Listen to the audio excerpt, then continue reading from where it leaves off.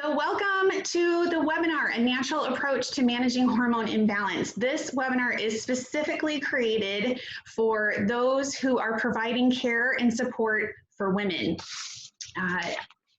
And so I thank you for joining today. My name is Dr. Lisa Handley, and I am a pharmacist, which might surprise you, and I'll go into kind of my background in just a minute. So for today's discussion, I wanted to do this webinar because I really feel like many women are unaware of their options for managing hormone imbalance. And there are two categories of people I find that women will talk to about hormone imbalance if they're going to talk to somebody. I do find that many women don't talk about it because they feel like it's just something they should be going through, or they don't feel like they have any options.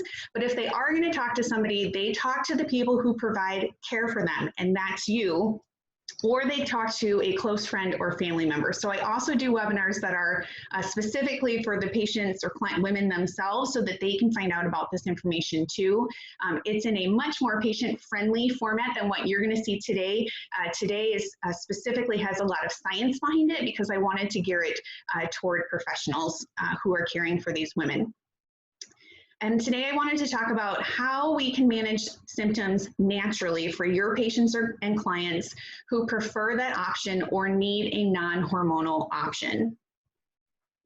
So who am I? What's my story? Well, just very quickly, I am a pharmacist who does things naturally, and I fully realize that that is not the norm when it comes to pharmacists. I have been helping people with their health for nearly 20 years. And so for the listener who is from Des Moines, I got my doctorate of pharmacy from Drake University, and then really changed my focus to natural hormone balance, holistic nutrition, and something called ThetaHealing, which is an emotional support technique that helps to release trauma, fear, and limiting beliefs. So I started out on the traditional pharmacist path for probably the first half or so of my career, and really was embracing the philosophy that I have a problem, there's a medication for that. And my problem was really horrible PMS and cystic acne. That was definitely tied to my cycle. And so it just turns out that when I started experiencing those symptoms, we were learning about birth control, oral contraceptives in pharmacy school, and I thought, perfect, this is the answer to my problem. So that started a 15-year journey of using the birth control pill to control those symptoms. And during that time, I developed cellulite. I was unable to lose weight. It did manage my symptoms, but I was also having to deal with these unwanted side effects. And the time that those went away was the week that I was on the placebo. And I thought, my goodness, that is super interesting, isn't it? So I was putting myself in a state of massive hormone imbalance from the really high amounts of estrogen in the birth control pill. That's what was causing my cellulite. It's what was making it so that I was having a hard time losing weight. And so I really wanted to make a significant change. And this is when I started to really take what I knew as a pharmacist and take all of that training, but apply it in a very natural and holistic fashion. So I sought out ways to address my health issues through holistic nutrition and supplements and lifestyle changes and emotional support techniques. And that is where the protocol that we're going to be talking about today, called seed cycling, came into play. So I have been using this protocol for over 6 years. I have started out with helping friends and family with it because I loved it so much, and continually had women put in my path who were needing help with hormone imbalance, and that flourished into what I do today. So after starting the seed cycling, I can very happily say today that I don't experience PMS. I have minimal to no acne. I lost the weight and the cellulite, and my periods are super regular. So in the chat box here, tell me, which scenarios best describe your patients? Are they wanting to manage symptoms of PMS, symptoms of perimenopause or menopause? Are you seeing folks with PCOS or endometriosis? Are they needing help with irregular cycles or infertility, or are they looking to support pregnancy and breastfeeding? And while you're throwing those in the chat, I'm just going to stop and quick here, see if anybody else wants to get in. Okay.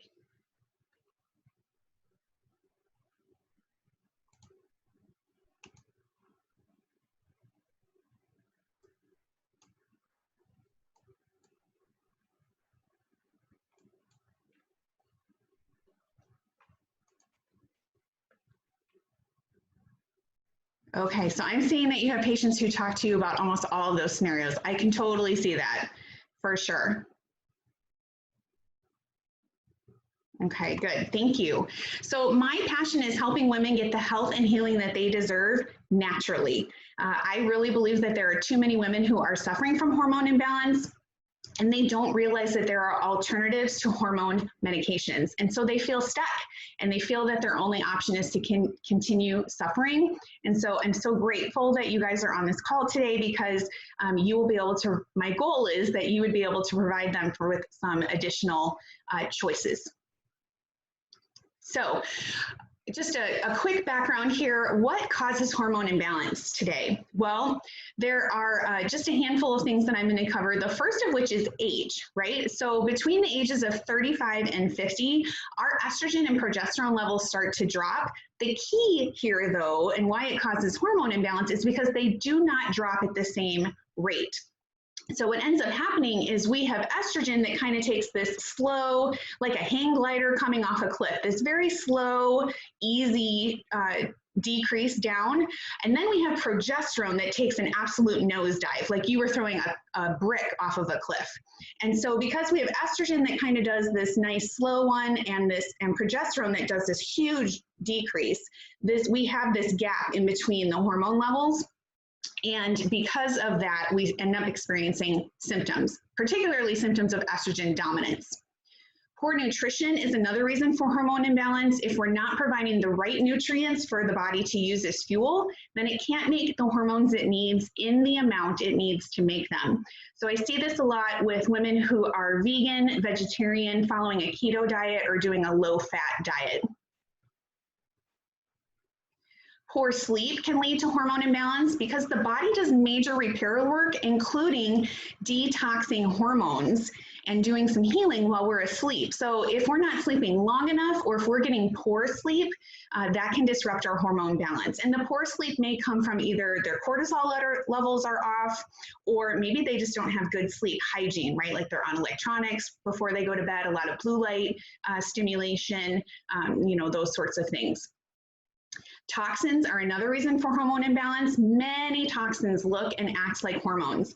And so it's hard to regain or maintain hormone balance when our toxic load is high, especially because a lot of these toxins are actually acting like estrogen. They're either acting at the estrogen receptor sites or influencing other hormones to have an effect with estrogen. So, and we find these all over the place: air fresheners, cleaning products, personal care products, plastics, and others. So you can see that we're basically surrounded by it. And if we're not cognizant of it, then it can be having an effect on our estrogen levels in particular. And lastly, stress, right? Stress is an inevitable part of life these days, especially for women, I feel like, because we just wear so many hats. We are doing all the things, right? And so it's completely understandable why women are stressed out and exhausted when they are caring for everybody but themselves. So the stress hormone cortisol has a higher priority when it comes to hormones in our body. If cortisol is continually firing because we are continually under stress, our body puts off to the side balancing estrogen, progesterone, and testosterone. And so we really have to focus on getting our stress levels down in order to maintain and gain hormone balance. Okay, so what would you say, in which areas are your patients looking for help? Would you say nutrition, getting better sleep, decreasing toxins, or managing stress? Are they coming to you with any of these types of concerns?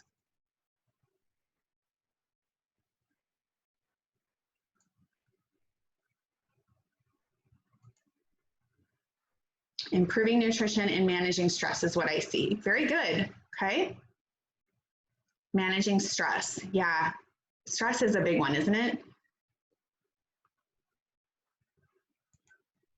Okay, so how do we balance hormones naturally? Well, like I said, I use a protocol or a program called seed cycling, and it's a nourishing and gentle way of balancing estrogen, progesterone, and even testosterone to the extent that women need it. It uses phytonutrients, which are plant-based nutrients to support balanced hormone levels. And so we support the body's natural rhythm by giving it what it needs, when it needs it.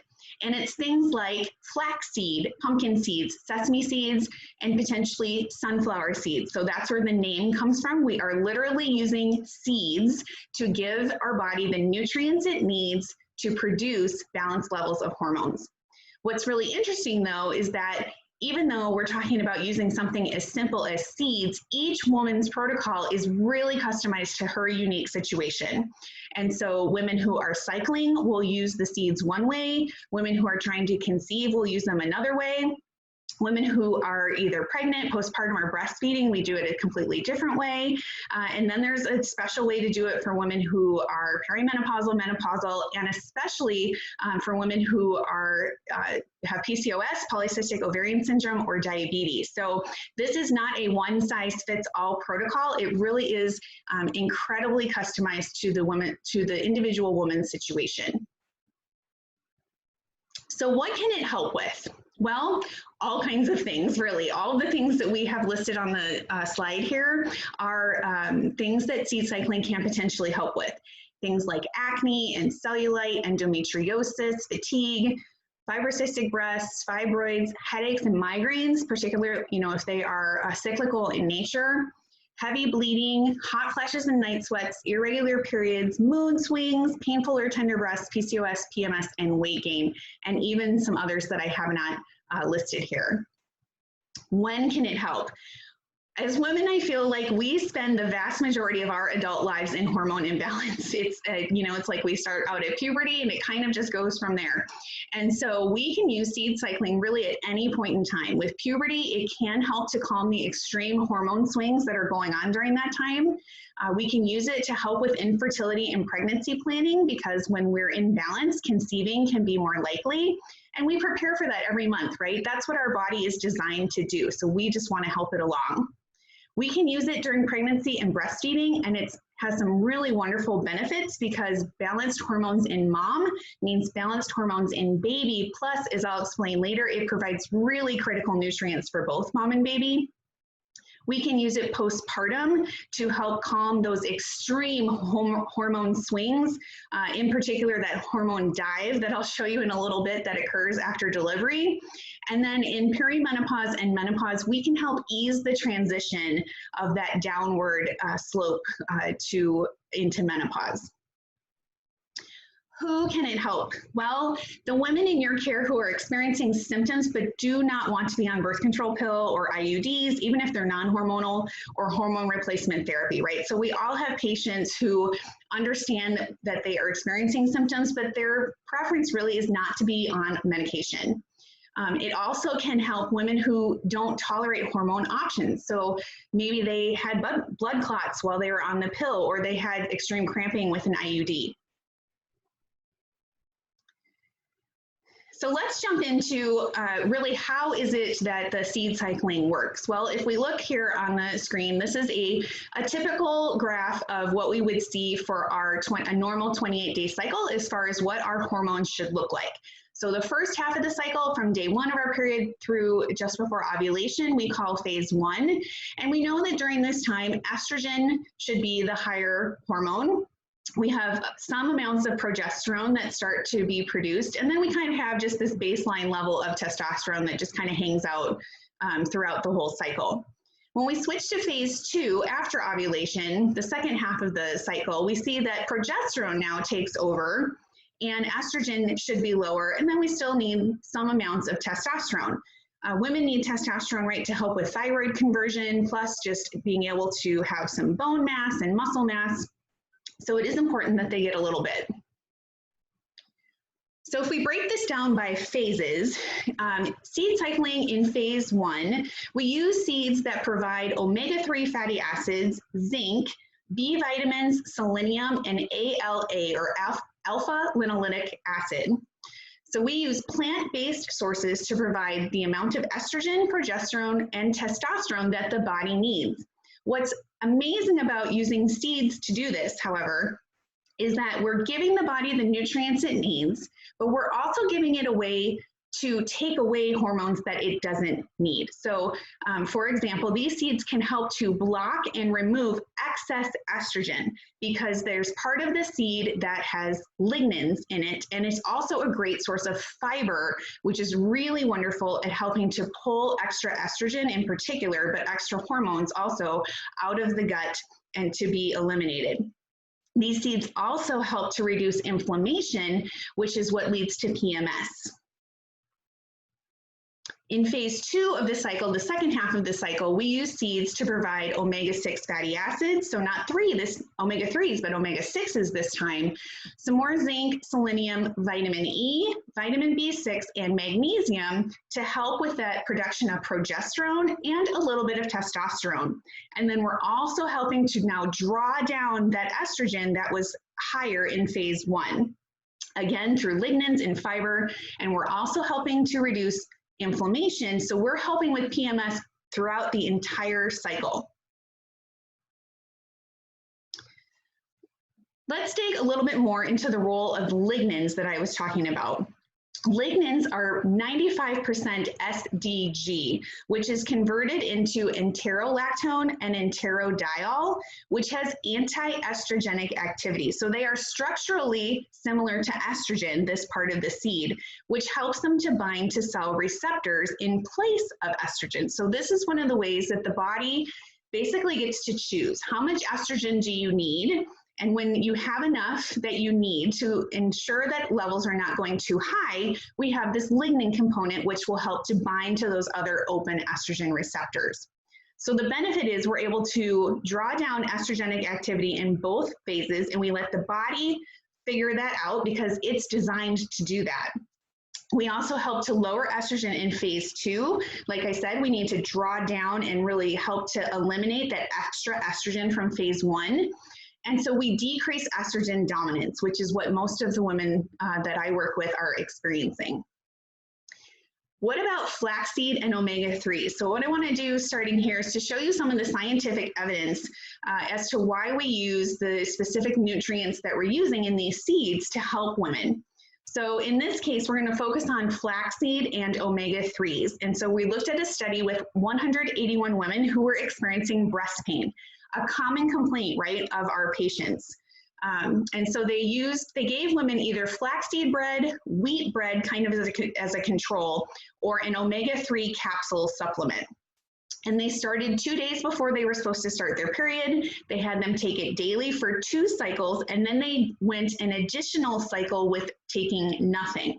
And they looked at the pain intensity by using a scale that we're probably familiar with, the visual analog scale, which is basically rate your pain on a scale of 0 to 10, with 10 being the most intolerable pain.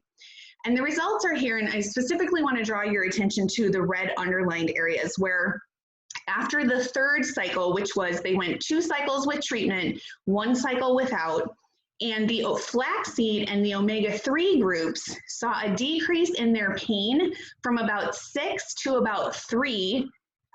And so almost a 50% or about a 50% reduction in their pain that was then maintained even when they went that cycle without any intervention.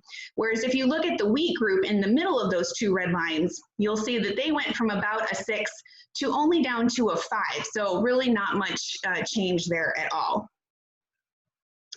Zinc was another one of those nutrients that we're giving the body through the seeds, and so we're going to look at a study of 200 women with primary dysmenorrhea, and they used zinc plus an NSAID called Ponstel, which isn't used a ton anymore, but looked at zinc plus Ponstel versus just Ponstel alone with just a placebo drug.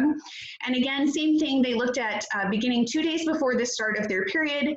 They only took it for the first 3 days of bleeding, so maybe 5 or so days total, and for 3 cycles. And again, they looked at the pain score.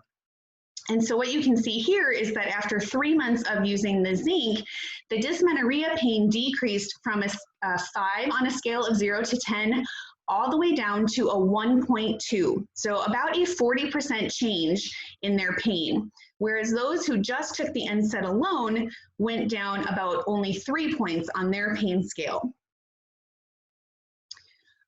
Last one, vitamin E. How does that affect things? Well, we looked at a study of 278 women with primary dysmenorrhea, and vitamin E or placebo was given, started 2 days before their period, and continued again for the first 3 days, and went on for 4 cycles this way. We looked again at the visual pain scale, the visual analog scale, and they looked at pain duration, how long did it last, and how intense was it, or how severe was it. The pain duration at baseline was 18 hours of pain for both the vitamin E group and the placebo group. After the 4 cycles, the pain duration went down to 1.6 hours. So from 18 to 1.6 hours for the vitamin E group, and basically no change in the placebo group, 18 versus 17 hours. For pain severity at 4 months, the pain severity for the vitamin E group went down to 0.5. So on a scale of 0 to 10, they ranked it as a 0.5. And for those who just took the placebo, they ranked their pain as a 6. So still quite intense. So we just kind of went over what it looks like to seed cycle in women who are cycling, but what about women in those other categories that we talked about? So this is what our hormones look like when we are during pregnancy and postpartum. And so we see that obviously this looks very different than a cycling woman, right? So we have progesterone and estrogen that continue to rise through the trimesters and get pretty high. And then as soon as we have delivery of the baby, we have this sharp decline down postpartum. And so what is wonderful about seed cycling is that we can support these higher levels of progesterone and estrogen that the body needs, these consistent non-cycling levels through pregnancy. And then when we continue seed cycling after delivery, we can help to ease this downward transition so that women are not experiencing that huge emotional component, the huge loss of those hormones that we know it's super hard after baby is delivered. Now, how about seed cycling during perimenopause and menopause? So remember I said that one of the causes of hormone imbalance is that the fact that estrogen and progesterone do not decrease at the same rate as we enter through perimenopause. And so this is a nice graphic of that. And what it's showing you is that the dashed lines are the areas where estrogen dominance occurs, or the time frame that estrogen dominance occurs, because we continue to have estrogen be so much higher than progesterone because of how quickly or not quickly they're declining as we age. And so again, because of how perimenopausal and menopausal women quote unquote cycle, they're not totally, they're kind of still cycling, but they aren't cycling. And so we are able to help through seed cycling to support them in this case and help to close that gap between estrogen and progesterone so that they are not experiencing symptoms. And we just really help to provide a nice, gentle ease into menopause instead of something that is so drastic. Now, outside of the benefits of just balancing the hormones with seed cycling, there are some additional benefits too. One of those is how seed cycling helps with estrogen detox. So what I have listed here, or shown here, is a graphic of basically the 3 ways that estrogen can leave the body through the liver, how it is detoxed. And so I'm looking at the 3 arrows that are pointing toward the bottom, 2 of which have an A and a B next to them. So I'm looking at 4-hydroxyestrone, 2-hydroxyestrone where the A is, and 16-alpha-hydroxyestrone where the B is. So these are the 3 pathways that estrogen can take through the liver. And what's really interesting is that there are outside sources that can influence which pathway estrogen goes down. And there's some really good reasons why we want to influence that. So if you look to the right in the blue text, we see that pesticides, toxins, obesity, and inflammation will shift estrogens to favor the B arrow, or the 16-alpha-hydroxyestrone pathway. That is something that we want to try and avoid as much as possible because it is actually a cancer promoting pathway. And so that is something we want to avoid. We do, however, want to help estrogen shift down the 2-hydroxyestrone pathway where the A is, because that is a cancer protective pathway. And things like flax seeds, which are included in seed cycling, omega-3s and B vitamins, which are included in seed cycling, as well as exercise and cruciferous veggies, which are things like cabbage and Brussels sprouts, cauliflower, and broccoli. Those are things that help shift this down that 2-hydroxyestrone pathway, which is so beneficial for us. And then another benefit of seed cycling is the inclusion of those omega-3s and omega-6 fatty acids. These are essential fatty acids, so that means that our body really needs it. They are critical, but the body cannot produce them on their own. So it's really dependent on us to provide these nutrients. They play a critical role for brain development in babies and kids. And so it is one of the benefits of doing seed cycling during pregnancy and breastfeeding. Kiddos who get good amounts of omega fatty acids, both while in mama's belly as well as through nursing, have higher intelligence, better communication and social skills, fewer behavioral problems, and also fewer cases of ADHD. They also are at decreased risk of developmental delays, so they're hitting their milestones on time. And there's decreased risk of asthma and allergies, things like food allergies and eczema that we are seeing today. Omega-3 fatty acids and omega-6 fatty acids also help to maintain a healthy nervous system, which is so important, and they can lower the risk of colon cancer, breast cancer, and dementia. So I want to take the next few slides here to show you a few of the women that I have worked with. This is Sarah, and she is 38 years old. She was on hormonal birth control for 10 years. She was experiencing low back pain, incredibly painful pelvic floor, very heavy periods, and mood swings and tons of cravings before she would get, before her cycle would start. So she started seed cycling in July of 2019, and in between 2 and 3 months after starting, all of those symptoms had resolved, and she continues to feel very good today. This is Amanda, and Amanda is 30 years old. She would absolutely know when her period was about to start because she would feel significantly fatigued and her stress would skyrocket. So her energy would plummet and her stress would skyrocket. She also experienced cycles that were 45 to 60 days long, right? So she was between day 1 of one period and day 1 of the next period, she was basically almost skipping a period in between instead of being somewhere between that nice 28 and 30-ish days.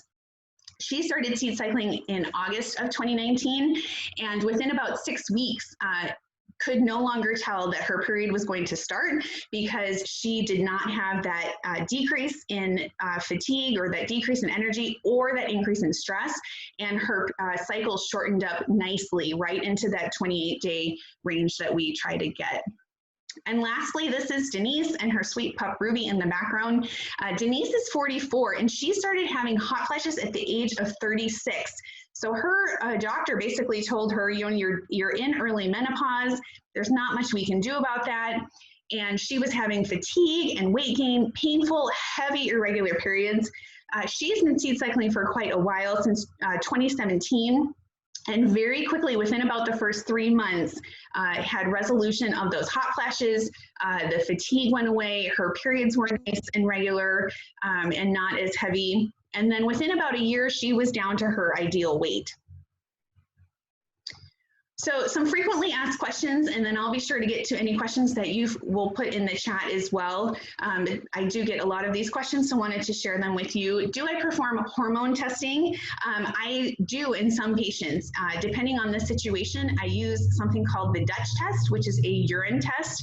It allows us to see a lot of the metabolites so that we can really get a good picture of what that downward cascade looks like. We look at cortisol, melatonin, female hormones, and more. Do I accept insurance, or is this an HSA eligible expense when women work with me? No to both of those questions. I don't accept insurance, and my services typically don't qualify for HSA funds. What is it like to work with me? Well, I really take a very holistic approach. So we talked about those causes to hormone balance, like stress and nutrition and sleep and toxins. And so we spend time talking about all of those things. How can we lower our stress? How can we improve our nutrition? How do we improve sleep and decrease toxins? And then, of course, we talk about non-hormonal ways for contraception, because they're not going to be on a birth control pill or an IUD or something like that. Then we want to give them make sure that they have other options if they are trying to prevent pregnancy. I see women both in person here in the Des Moines metro area, down in Cumming, and also virtual. So I work with basically anybody in the United States, because we meet by phone or Zoom, just like we're doing today. So some next steps for all of you, and then I will get to your questions here. After this is done, I will send out a recording of the webinar to the email address that you used to register. And so if you would like to set up a phone or an in-person meeting because you want to talk about this further, I'm super happy to do that. If you would like some business cards sent to you, I'm happy to do that as well. If you would like some Zoom or in-person webinars for your patients, I do that a lot. It's nice to have your patients be able to have time to kind of chat and just learn about this for themselves. And that can be for natural hormone balance or ThetaHealing. We can connect on Facebook. I would love that. Health and Healing with Dr. Lisa. And if you wanted to get a hold of me, my email address is down there, drlisahandley@gmail.com. Please feel free for sure to reach out. I am going to stop sharing here and take a look at any chats and questions in here. Big emphasis on okay, so I'm seeing from your what I mentioned before about nutrition and that sort of thing. You're seeing a big emphasis on emotional well-being too. Yes, and that is specifically why, for my own personal health journey, but also for the women that I work with, I also saw a huge emotional component to it, and that is why I really started focusing on the ThetaHealing and offering the ThetaHealing as an option. So excellent point. What other questions do you have? We have about 5 minutes left on our time here. And so I'd be happy to answer any questions that you have. Go ahead and throw those in the chat and I will address those. If nobody has anything else, for sure, I'll allow you to get on with the rest of your day, and just want to thank you so much for your time and your interest in this. And if there are ways that I can help your patients who are suffering from hormone imbalance and would like to tackle that naturally, would love to be able to help those women in any way that I can.